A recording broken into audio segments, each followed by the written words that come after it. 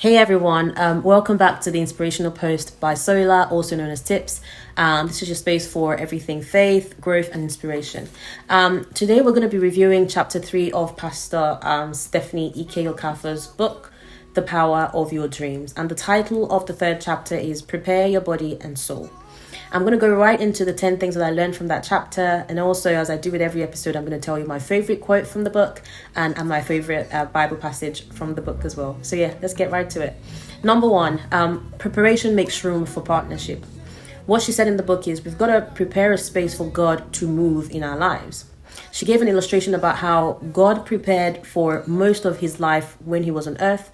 So I think she said it was about 33 where he was crucified, but like for 30 years of his life, he was preparing. And then it was only 3 years of his life that he actually carried out the assignment that he was sent to get done. So what she's saying is that preparation stage, there isn't a time limit to it. You can't put God in a box. You can't give him a time. There's no timeline when it comes to God.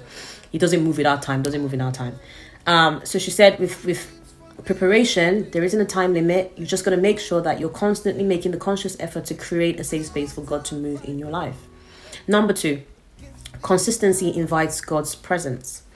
She said God often wants to see, he wants to see our consistency before he shows up. So let's think about it like this. When you start a new job, there's typically a probationary period of like 3 to 6 months where the company will say it's only after 3 months or 6 months that you then get entitled to the benefits of that job. So although your job commands certain benefits, they need to be sure that you actually have the skill sets during that interview for you to then be awarded those benefits going forward. And it's the same thing, God wants to make sure that you're equipped. You have the right mindset, you have the right relationship with him, for him to actually come in and do what it is that he wants to do. She said it applies to faith journey as well. Our faithfulness attracts God's presence. And I think that's why faithfulness is something that's always emphasized in the Bible, that we've got to be faithful to the work of God. You've got to be faithful to God for him to be sure that you're actually in this with him. Number 3, unbelief creates distance from God. What she's saying is that if you have doubts, if we create a doubt in our mind and, we're surrounded by people that are negative and there's just a lot of negativity going on in us, it pushes God away from us. It pushes you away from what God has said in his word. And it makes it harder for you to hear him because you're just so full of doubt. What she says in her book is faith connects us to God and unbelief separates us from God. Number 4, there are 4 key areas to prepare for God to speak. She said, preparing your soul, preparing from a point of view of what you actually consume, food. She said you can also prepare yourself by getting adequate rest. She also says there's something about the first 90 seconds of when you wake up. That is a point where you can also prepare your mind for God to actually do what it is that he wants to do. So the 5th thing that she said, that I learned from the book, is the soul is a target for the enemy. So she says that Satan cannot actually touch our spirit. He goes right to the soul. That's the target.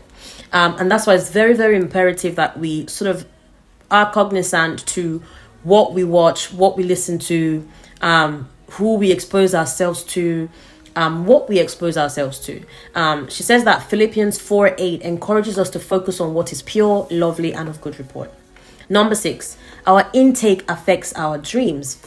So what she's saying is that what we consume can influence our dreams.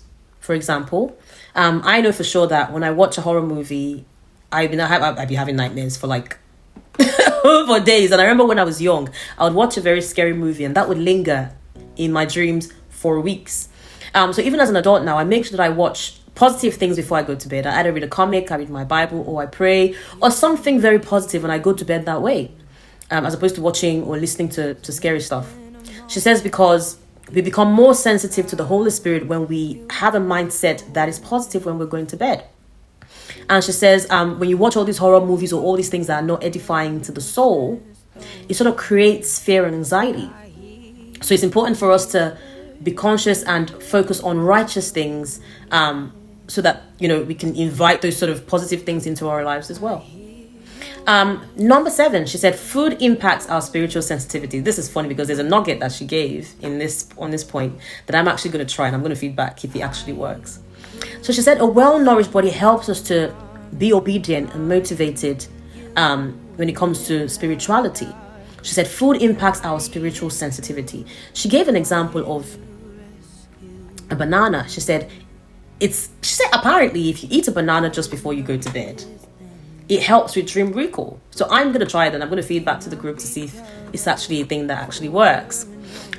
What she's also saying is, in 1 Corinthians 6:19-20, it sort of reminds us that we honor God with our bodies.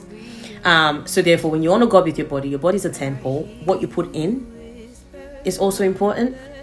Number 8, she said, rest is crucial for spiritual clarity.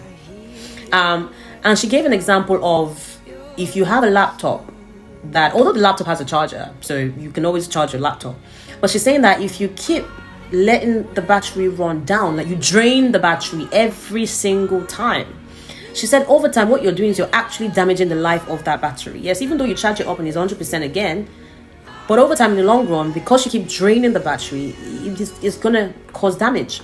And she says we should look at our body like that. If we keep causing our bodies to be drained and run down and battered, how are you going to be sensitive to the spirit? How are you going to have spiritual clarity? So she's saying that we should rest and make sure that the body is at a place of rest. The Bible also encourages us to actually rest, be still. Psalm 62 verses 8 reminds us to rest and trust in God's love. And I know that life can be a bit overwhelming and a bit busy, but trusting in God's love and knowing that everything that's happening in your life is orchestrated by God is what she's encouraging us to do. There's also something that I've actually started doing. That takes me to point number 9. The first 90 seconds after waking up is very important in a Christian's life. She said before scrolling through social media, waking up to like negative thoughts, how about you take 90 seconds to try to remember, for those people that actually are prone to forgetting their dreams, which can happen to quite a few people, it happens to me sometimes. How about you take 90 seconds to think about if you had any dreams, document if you had a dream, the emotions that you felt, what the dream was about, any faces, any colors, any names. Take the first 90 seconds to reconnect with what potentially would have dropped in your spirit, or what you dreamt about, or what God was trying to say to you whilst you were asleep. Number 10, she says, discipline is key to preparation. Preparation isn't just about making space for God to come. It requires discipline, because if God asks you to do something, would you do it? Do you have the discipline enough to actually carry out what it is that he's asking you to do? Discipline and intentionality go hand in hand. It's a relationship. In your relationship with people, you've got to be intentional. With your relationship with people, you've got to be disciplined. And in your relationship with work, you have to be. You can't move about weird in the place of work. So when it comes to relationship with God and preparing for God to move in your life, what Pastor Stephanie is saying is, you've got to have discipline.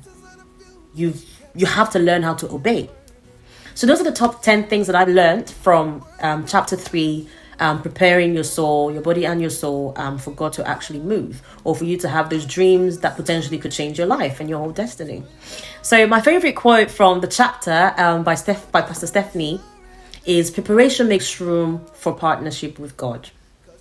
It creates room for God to fill our minds with what it is that he's trying to say to us.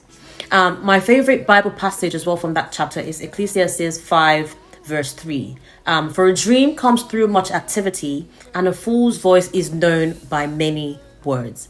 This verse just highlights how excessive busyness and overactive of mind, life, as I said before, can be very busy. We could have clouded judgment based on our emotions. We're quite emotional people as human beings.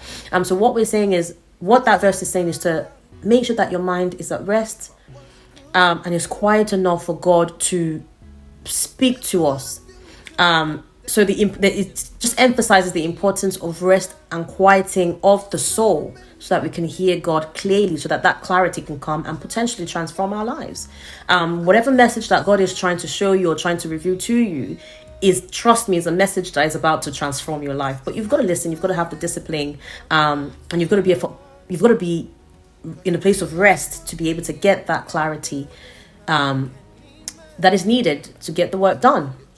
Right. So that's it for me. It would be nice to know if this resonates with anybody and what it is that you're trying to do to prepare for God to move in your life. And for those people that struggle with rest and just having a quiet time, it would be nice to know what sort of steps you're putting in place to get to a place where you have rest and you're able to have clarity of mind. And also just remember that God speaks, but the important thing is, are we listening and are we creating the right environment for him to actually speak to us? So yes, stay tuned for the next episode where we'll be talking about chapter 4 of the book. Have a nice time. Bye.